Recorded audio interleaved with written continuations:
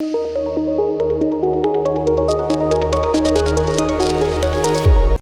के सिंह जी, सर मैं पहले आपके पास आना चाहता हूँ। नोटबंदी के समय भी हम लोगों ने पर चर्चा की थी, आपसे बातचीत की थी।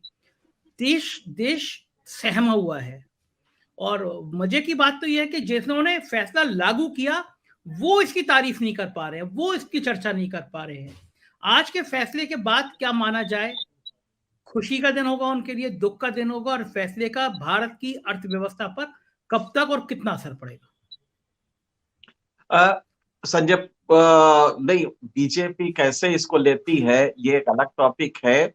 और बीजेपी के लिए बड़ा बूस्ट है ये, बीजेपी के लिए, क्योंकि बीजेपी के पसीने छूट गए थे जब एक्सेप्ट किया गया और कॉन्स्टिट्यूशन बेंच ने इसको देखना शुरू किया। और जो सवाल पूछे गए दौराने बहस, जिस तरह का कोर्ट का रिएक्शन था, उससे ये लगता था कि नहीं, चीजें बीजेपी के फेवर में नहीं है। वैसे इसको शुरू करने के पहले मैं एक चीज बता दूं कि ये जो शख्सियत बैठे हैं, जो हैसियत इस समय आपके इस स्टूडियो में बैठे हैं, ये देश की एक रत्न है। और इकोनॉमी में, इंडियन इकोनॉमी के समझ में मैंने इनसे बड़ा कोई विद्वान नहीं देखा है। और इनके पैरों के पास बैठ के हम सीखे हैं, लिहाजा मेरी कोई तारीफ गलती से भी ना कीजिएगा इनके सामने। हम लोग, सब लोग इनसे सीखे हैं जो थोड़ा बहुत जानते हैं। तो पहला तो ये, इसमें एक चीज होती है जजमेंट में, जब कोई भी बड़ा जजमेंट आता है, खास करके कॉन्स्टिट्यूशन बेंचेस के जो जजमेंट्स होते हैं, उसमें सिर्फ उसका दो दो पार्ट होते हैं किसी भी जजमेंट के, obiter डिक्टा and ratio decidendi. Ratio जो होता है वो पार्ट होता है जो ऑपरेटिव पार्ट होता है, एक्चुअल जजमेंट होता है। और बड़े चूंकि जजमेंट होते हैं तो जजेस को यह भी बताना पड़ता है कि हमने क्यों ये फैसला दिया। तो उसमें जो ऑडिटर होता है वो व्यापक होता है और उसमें वो बताता है हम इन फैक्टर्स पे दे रहे हैं। मैंने इसको गौर से जजमेंट पढ़ा, मुझे ताज्जुब हुआ कि सुप्रीम कोर्ट के जजेस 4:1 का ये फैसला है। और आप जानते हैं कि जिस तरह जस्टिस रत्नम ने इसको इसको खारिज किया है, नागरत्नम ने, वो पॉइंट्स अगर आप देखें, इसका जो माइनॉरिटी जजमेंट है, जो केवल एक महिला जज थी बेंच में, उन्होंने दिया है, तो अगर आप वो देखें तब आपको केस एक्चुअली समझ में आएगा कि केस में इश्यूज क्या थे। बाकी जो 4 मेंबर का जजमेंट है, जिसको कि जस्टिस गवई ने लिखा है, आप उसको गौर से पढ़ें, आपको ताज्जुब होगा कि कोर्ट का इतना फ्लॉड जजमेंट हमने नहीं देखा है।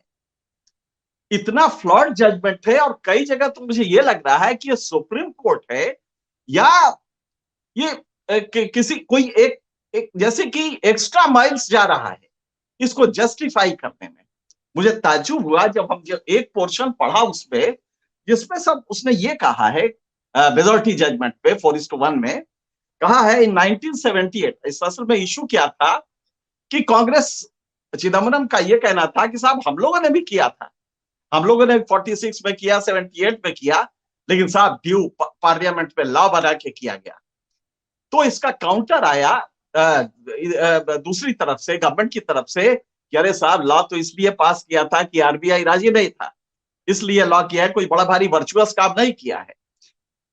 अब सुप्रीम कोर्ट इसको जस्टिफाई कैसे कर रहा है, वो कहा कि साहब ये तो देखिए कितना टाइम दिया है इस मोदी सरकार ने कि डीमोनेटाइजेशन करने के बाद नोट एक्सचेंज करने के लिए 57 दिन दिए, लेकिन वो कांग्रेस वाले गवर्नमेंट 3 दिन दिया था सर, फिर एक्सटेंड करके 5 दिन किया।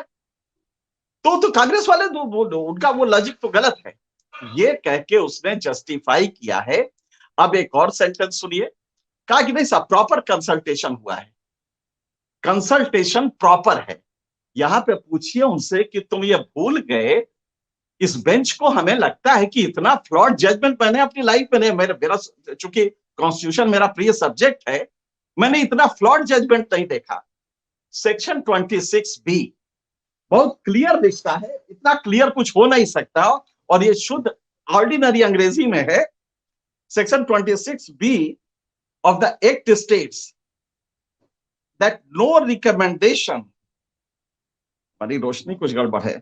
That on recommendation of the RBI Central Board, this central government may by notification in the Gazette of India declare that with effect from such and such date, any series of bank notes of any denomination shall cease to be a legal tender. अब जरा देखिए word क्या use किया है, on recommendation of RBI, central board of RBI, इसके recommend, word recommendation है, चीख चीख के ये कह रहा है कि रिकमेंडेशन इसका जाएगा। कोर्ट जजमेंट में क्या लिखता है, नहीं साहब प्रॉपर कंसल्टेशन हुआ था, यहां कंसल्टेशन नहीं होना है, रिकमेंडेशन होना है। आपने मान लिया रिकमेंडेशन हो गया, वो प्रोसेस जरा देखिए कैसे रिकमेंडेशन हुआ है, उसमें भी एक्स्ट्रा माइल कोर्ट जा रहा है। कोर्ट कह रहा है साहब 6 महीने पहले से ये बात चल रही थी, आरबीआई से एक दिन नहीं 6 महीने से बात चल रही थी, जबकि अखबारों ने अभी 2 हफ्ते पहले दिया है कि जो सरकार का आरबीआई का एफिडेविट है उसमें कुछ फैक्ट सप्रेस किए गए हैं कि क्योंकि आरबीआई ने इत्तेफाक नहीं रखा था और बाद में गवर्नमेंट के दबाव में ये रिकमेंडेशन हुआ है। कोर्ट इस फैक्ट को इग्नोर कर गया। अब आप याद करिए, कहा गया है प्रॉपर कंसल्टेशन, यही कोर्ट है जिसने कि कंसल्टेशन वर्ड की जब डेफिनेशन की जजेस के अपॉइंटमेंट में, कंसल्टेशन को तो कहा कि नहीं साहब कंसल्टेशन कॉन्करेंस होता है, सिर्फ कंसल्टेशन का मतलब यह नहीं है कि मैंने संजय से कंसल्ट किया, माना नहीं माना हमारी मर्जी है। यहां पे आप कह रहे हैं कि नहीं साहब कंसल्टेशन हुआ था। अरे जनाब कंसल्टेशन नहीं होना था, नो रिकमेंडेशन चाहिए था। आप ये जब कीजिए कि कंसल्टेशन हुआ था। दूसरा ये फ्लॉ है, मैंने पहली बार देखा है कि कोर्ट कितना एक्स्ट्रा माइल्स गया है गवर्नमेंट के इस एक्ट, इस पूरे पॉलिसी को। अब दूसरी बात क्या है कि साहब एक्चुअली गवर्नमेंट पॉलिसी क्या बनाती है ये कोर्ट के परव्यू के बाहर है। जनाब आप ही तो हैं जो 142 में कहते हैं कि हमारे पास निर्बाध शक्तियां हैं, हम अपनी शक्तियां खुद डिफाइन करते हैं।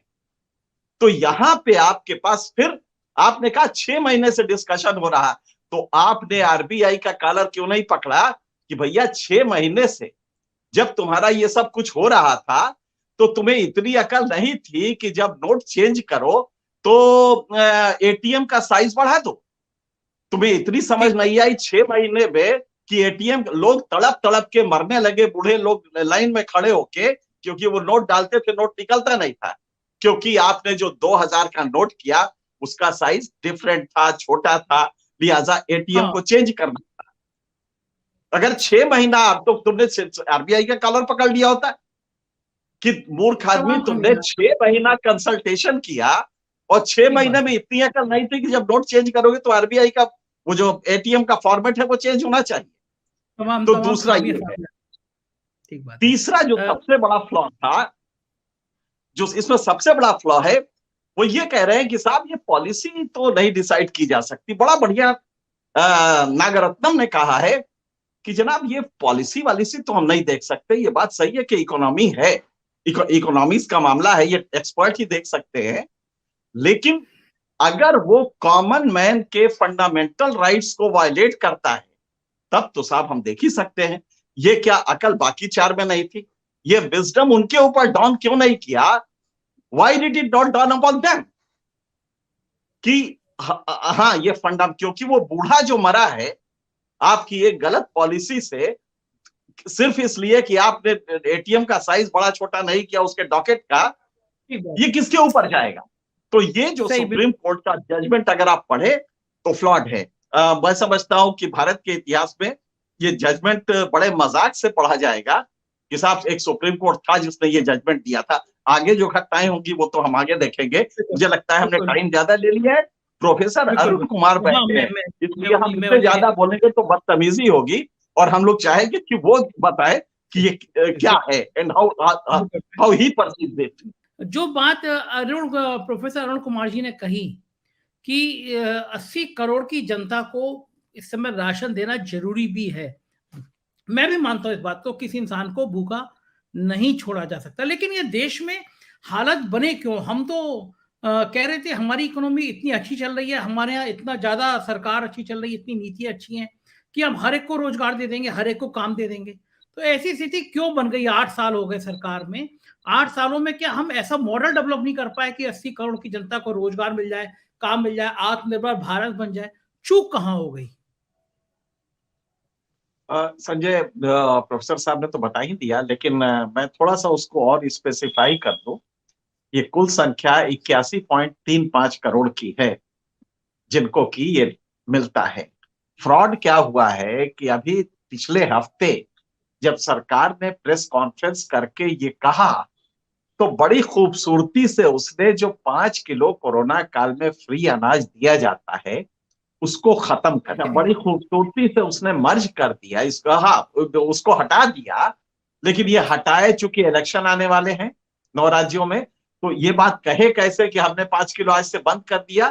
तो जो 2 और 3 रुपए लेती थी वो हर 5 किलो पे, और एक परिवार पे मान लीजिए 6 आदमी है तो 30 किलो, तो ये जो लेती थी इसको उसने धीरे से वो पैसा लेना बंद कर दिया, क्योंकि उसे कुछ आता नहीं था। 2 रुपए किलो अगर आप चावल दे रहे हैं, 3 रुपए किलो और 2 रुपए किलो गेहूं दे रहे हैं, तो टोटल उसमें 13,500 करोड़ सरकार को मिलता था। तो बड़ी खूबसूरती सोचते नहीं नहीं ये वाला नहीं लेंगे। तो लोगों ने पूछा, पत्रकारों ने, कि भाई तो इसका मतलब आपने ये 5 किलो फ्री वाला बंद कर दिया? बोले नहीं नहीं, मर्ज कर दिया है। हम सर खुजला रहे थे जब ये प्रेस कॉन्फ्रेंस देखा, तो हमने कहा कि कितना मूर्ख बनाया है कि ये नहीं डिक्लेयर कर रहे कि वो 5 किलो फ्री बंद कर दिया है। वो ये कह रहे हैं कि नहीं नहीं साहब, इसको मर्ज करके और 2 रुपए जो लेते थे वो भी नहीं लेंगे। इसीलिए ये प्रॉब्लम है। अब उसको कितना मिल रहा है? इस पूरे मद में 3 स्कीम्स हैं, तो एक तो खत्म कर दिया। अब ये जो है नेशनल फूड सिक्योरिटी एक्ट की स्कीम एक है, दूसरा है अंत्योदय अन्न योजना, AAY। AAY में 1 करोड़ परिवार हैं और इसमें 81.35 करोड़ लोग हैं। इस तो कुल में खर्चा जो आता है वो 2 लाख करोड़ का होता है, जिसमें 13,000 13,500 करोड़ अब बच जाएंगे। तो सरकार को जो इस समय खर्च देना पड़ रहा है वो है 1 लाख करीब 85,000 करोड़, 87,000 करोड़, इतना खर्च हो रहा है। इसको अगर आप, मैंने एक दिन बैठ के कैलकुलेट किया, 81.35 से डिवाइड किया तो ये 7 रुपया रोज आता है। एक आदमी प्रतिदिन औसत, मजदूर को छोड़ दीजिए, हालांकि ये मजदूर के लिए है, 400 ग्राम अनाज उसकी जरूरत होती है। ये आदमी, ये जो दिया जा रहा है ये आधा पेट है, 175 ग्राम से थोड़ा कम है जो प्रतिदिन दिया जा रहा है। अब आपकी चिंता क्या है संजय? आपको हम कहेंगे कि ये सवाल फिर से एक बार गहराई से सोचिए, ताकि भविष्य में ना करे कभी सवाल ये वाला कि साहब अन्न वाला बंद कर दिया जाए। 2 लाख करोड़ आपको लग रहा है कि पूरी इकोनॉमी बैठ गई है। आपने उसी सवाल में पूछा था कि 10 लाख करोड़ वेव कर दिया गया, ये हजम करके बैठ गए बड़े लोग, तो 2 लाख बड़ा है या 10 लाख करोड़ बड़ा है? कौन सा बंद किया जाना चाहिए? 10 लाख और ये 2 लाख करोड़ इसलिए है, आधा पेट इसलिए है कि हमने एक भिखमंगा समाज खड़ा कर दिया है, जो कटोरा लेके खड़ा रहता है और आधा पेट खाता है, तो कमबख्त न काम करने जाता है ना वो भरपेट खाना खा के आराम से सोता है। आधा पेट है, उसकी चिंता ये, उसको बड़ा खूबसूरती से आधा पेट खाना खिलाया जाता है और राम मंदिर दिखा दिया जाता है, देखो बन रहा है ना, कितना खूबसूरत बन रहा है, और क्या चाहिए तुम्हें? तो अब वो नशे में है, आधा पेट खा के बेचारा, उसको ये नहीं समझ में आ रहा कि मेरे बेटे की नौकरी नहीं लगी। आज CMI की रिपोर्ट है कि 16 महीने में इस दिसंबर में सबसे ज्यादा रोजगार बेरोजगारी बढ़ी है। इशू तो ये होना चाहिए ना। तो लिहाजा 7 रुपए दे के आप अडानी को, जब आप हर घंटे 90 करोड़ दे देते हैं अंबानी को कोरोना काल में, तब किसी को दर्द नहीं होता कि ये कौन सा इंडस्ट्री धुआं उगल रही है जिससे 90 करोड़ इसका हर घंटे आमदनी बढ़ रहा है। लेकिन वो जो आदमी, 12 करोड़ लोग बेरोजगार हो जाते हैं एक झटके से कोरोना में के आते आते, उसका दर्द वो इसमें आ जाता है कि साहब ये 2 लाख करोड़ तो साहब ये बिना अरे आप इतना न दीजिए, बल्कि उसको पूरा खाना दीजिए, और आपके पास अनाज है आपके पास अनाज आपके चूहे खा रहे हैं, चूहे नुमा अफसर खा रहे हैं। आप जाके देखिए कितना अनाज है। इस साल का जो एस्टिमेट है, अगर आप उसको देख लेंगे तो चौंक जाएंगे। गेहूं काफी अच्छा होने जा रहा है, चावल तो उतना अच्छा नहीं हुआ क्योंकि इरेटिक मौसम था, कहीं बारिश ज्यादा हुई, कहीं कम हुई, तो चावल का प्रोडक्शन हमारा कम हुआ है। लेकिन गेहूं हमारा बहुत साथ देने जा रहा है इस साल, और हमें, मेरी अपनी उम्मीद है, मेरा अपना एस्टिमेट है कि करीब 110 मिलियन टन गेहूं होने जा रहा है। आप आराम से पूरा पेट उसको खाना खिला सकते हैं। सिर्फ 2 लाख करोड़ नहीं, 4 लाख। और आप देखिए इस साल जो रेवेन्यू का आपका रिकॉर्ड, सोचिए जरा, ये भारत जिसमें एक तरफ शिमला में ट्रैफिक जाम हो गया है, जो अभिजात्य वर्ग है उसके न्यू ईयर सेलिब्रेशन से आधे कपड़े पहने पूरा का पूरा समाज मॉलों में घुसा हुआ है, और इसको आप उभरता भारत कहते हैं, और ये मानता है आपका युवा के साथ भारत बड़ी तरक्की कर रहा। ये तो ऑनलाइन ऑर्डर कीजिए, 15 मिनट में गरम पिज्जा आ जाएगा आपके घर पे। इसको वो भारत का विकास मान रहा है। लेकिन इस पे चर्चा नहीं हो रही है कि सीएमआई की रिपोर्ट है कि 16 महीने में सबसे ज्यादा बेरोजगारी बढ़ी है, जबकि सीएमआई जो आपका परचेजिंग मैनेजर इंडेक्स है वो कह रहा है कि साहब हमारी परचेजिंग बढ़ी है, हमारा मतलब हमने इन्वेंट्री ज्यादा खरीदी है। तो ज्यादा खरीदी तो गया कहां? तो आप समझ सकते हैं कि भयंकर बेरोजगारी है। और जो अरुण जी बता रहे हैं, मतलब वो एक चिंता का विषय है इस देश के लिए। लेकिन हमारा डिस्कोर्स कहां चला गया? हमारा डिस्कोर्स इस पे चला गया है कि साहब मॉल में देखिए कितनी तरक्की हो रही भारत में, सारे युवा मॉल में है।